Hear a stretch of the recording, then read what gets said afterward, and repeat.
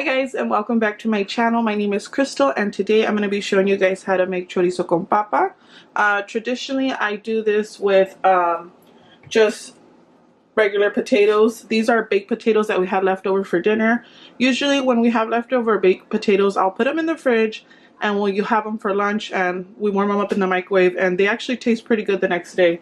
No problem. But my daughter wanted chorizo con papa, which is what I'm going to do. This is the beef chorizo that I have. Normally I probably would add all of it, but right now, since I want to save as much as possible, I only have 2 of these left. I normally buy mine at Costco, but we bought this at a local grocery store, and we have 2 of these, so I'm going to stretch this out, and I'm probably going to use either 3/4 of it or half of it, and the other half save it for like eggs for another day. The reason that I'm going to be using baked potatoes, like I said, I have this leftover, so this is a great way to use up your leftovers in what you have.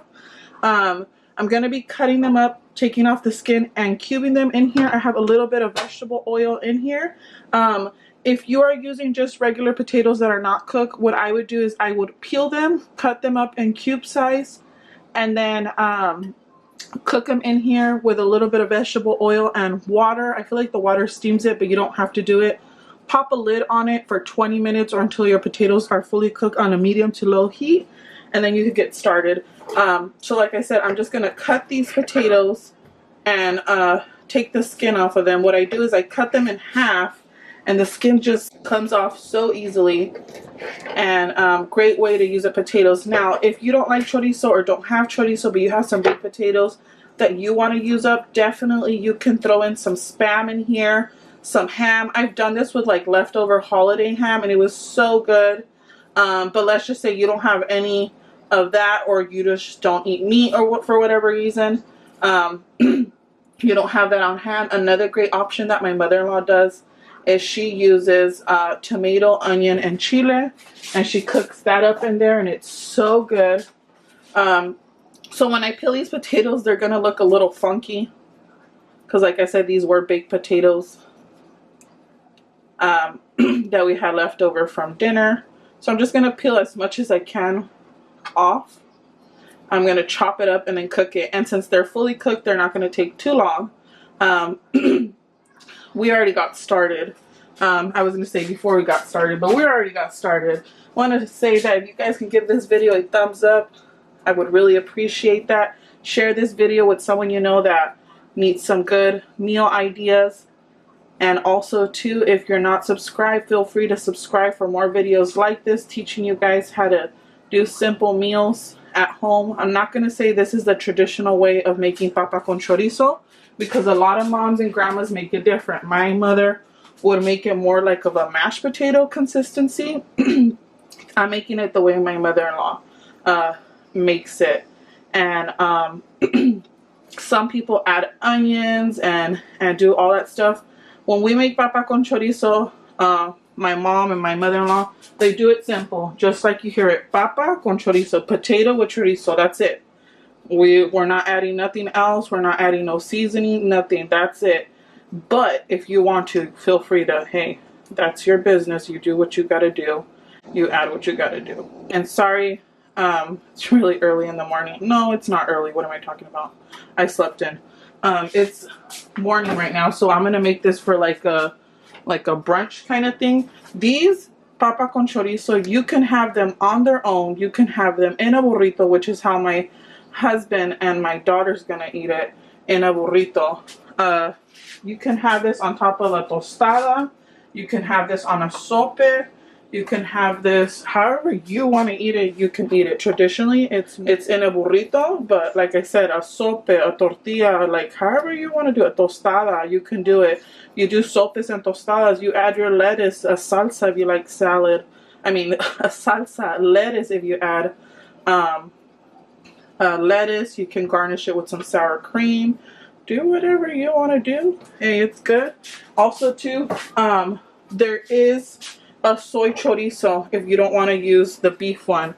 If you can find it in your area, if you like it, you could definitely make these vegetarian, vegan, plant-based, if that's your preference also as well. You don't have potatoes and you have eggs on hand, instead of potato with chorizo becomes egg with chorizo. That's also really, really good. I'm going to turn my heat on so now that my oil can start warming up. That's what my daughter requested. She wanted huevo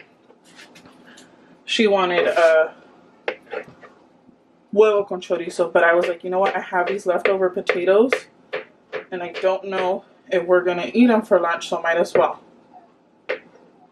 So I have 4 potatoes here. Normally, to make this whole chorizo, I like to use 5 medium potatoes. These were a little bit smaller, and of course, since they're already cooked, they were baked last night, they shrink up a little bit, and they were pretty small to begin with. And like I said, I'm not going to add any salt, any seasoning, because chorizo, if you're not familiar with chorizo, it has seasonings. It is very flavorful, so I don't add anything. You can if you want to, but I love my spices, but not this time. This has a good amount of seasonings and spices to it. It just doesn't eat much. And if you're wondering, most chorizos are not spicy. Here and there you'll get one that will have like a little kick to it, but nothing crazy where my kids can't eat it. They probably do sell ones that are spicy, but that I have seen in the store, I've never seen like a hot one, but you never know. And they have pork ones, they have soy ones, and they have beef ones. I prefer just the beef ones. And I was thankful that my husband was able to get some. But like I said, I normally get that at Costco. Just, Costco ain't playing. We ain't going there. It's like a mile long line right now. Or worse. Anyway, so I'm going to finish cooking these up. I also want to say a huge thank you to my high school sweetheart, best friend, Leslie, for requesting this video. She loves papa con chorizo, and she asked, do you have a video on this? I was like, nope, but I'm gonna make one. And at first I was gonna like, no, I'd rather do it with like not fresh potatoes, but not cooked potatoes like I normally do. And I'm like, no, we're gonna do it because this is real life, and I've done it before with leftover baked potatoes, so why not? Okay, so we got our heat going. Okay, I'm gonna let that warm up a little bit, and then we're gonna add our potatoes in. Okay, so I do have the soy chorizo. This is what this one looks like. The different brands look different.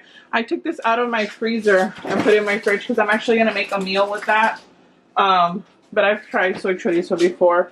I'm only going to be using half of that chorizo that I showed you. I cut it in half. So now that my oil is like a good heat, I'm going to put these potatoes. Now this is going to be up to your preference. If you want them nice and crispy, go ahead. I like them in the middle, like they're already cooked and soft, so it's going to be easy to just get some color on them. That's pretty much all I want to do, warm them up. I don't want a skin on them, that's for sure. And then of course, the smaller you cook them, the faster they're going to cook. These are already fully cooked because this is just leftover potatoes.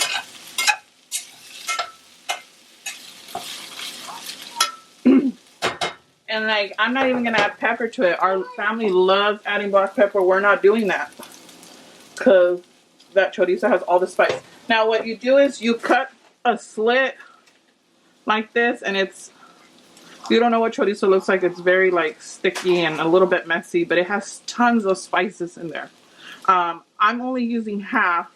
I probably would use a full one, but we only have 2 of the regular beef chorizo. You can freeze chorizo too when you buy it from the store.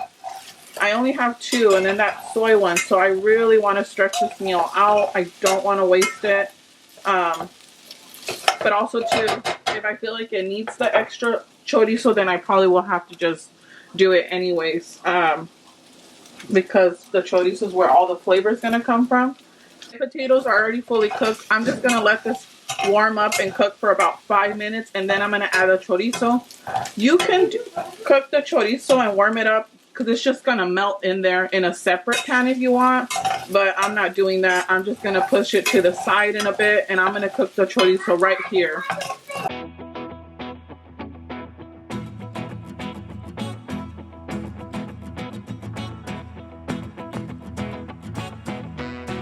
so now that the potatoes are nice and cooked, well, not cooked through, but nice and warmed up to my liking, I have the chorizo here and I pushed them to the side. And then I'm just going to let this cook down, and you will see that it will just melt. It won't stay in this form. It won't stay chunky at all.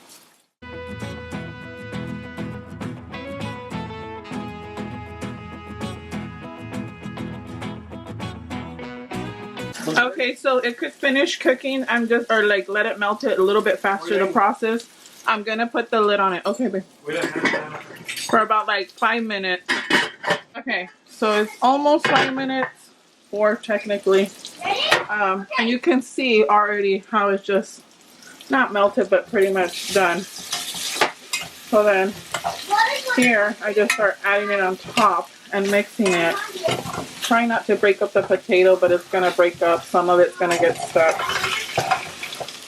Just making sure every potato gets nice and coated. Yeah, this is gonna be enough chorizo.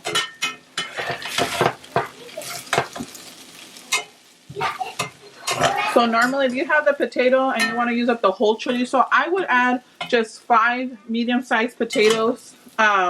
If they're small like the ones you saw that I had, I would add 6, but 5 should be a good amount. I'm just stretching this meal out using half of the chorizo instead of the whole one. But even now that I'm looking at it, the potatoes, you know, they were really small, so half would have been perfect. Yep. So this is what the papa con chorizo looks like. I hope you guys did enjoy this video. I'm going to show you what it looks like plated up in a burrito. But before I end this video, I want to say thank you guys so much for watching. Please give this video a thumbs up. For more videos like this, feel free to hit that subscribe button. Remember, you can always share this video. Share it with someone you know, so, you know, maybe they can use up those leftover baked potatoes or use some potatoes in a different way. I will see you guys on the next one. Let me show you what it looks like plated up.